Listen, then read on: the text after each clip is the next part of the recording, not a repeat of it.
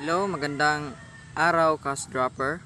So, ngayon, papakita ko naman sa inyo kung paano tayo mag payout gamit ang ating GCash. So, punta po tayo sa ating dashboard.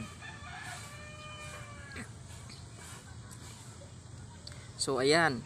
Meron akong available dito sa affiliate earnings. So, sa affiliate earnings po, ito po yung earning natin sa mga invites or na mga nag-join sa'yo. Ito po yun. So dito naman sa package earnings, dito po yung mare-record yung mga every 15 days na income mo. So yun po. So ngayon mag-encash po tayo. Punta po lang tayo dito sa ito yung tatlong linya. So yun, click po natin. Nakalagay dito encashment. Click natin itong encashment. Tapos request encashment. Ito. Okay. So ito po nakalagay dito about sa form. Merong itong encashment type, bank. So yun. So dito Banco de Oro nakalagay. So ito yung balance ko, affiliate 12,390. So i-payout po natin. So yun. Meron dito nakalagay Banco de Oro, Union Bank at GCash. So GCash ang piliin natin kasi meron akong GCash.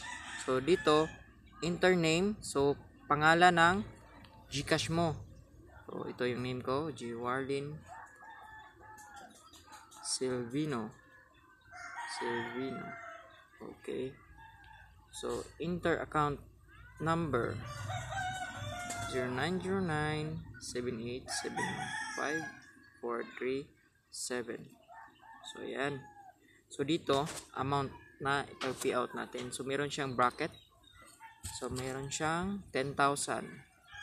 Okay? Wala siyang 12,000. So ang i-payout lang natin muna is 10,000. Okay? So yun po. So send request. Okay, send natin tong send request.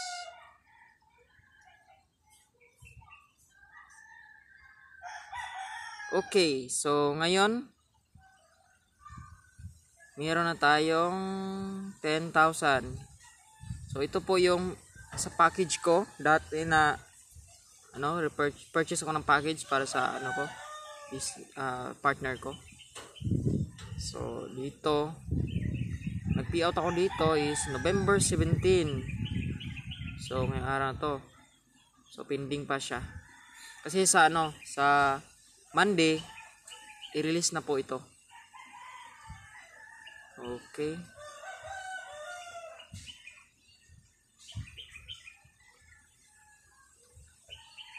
Bank GCash. Yan po. So, congrats sa mga nag-payout ngayon. God bless.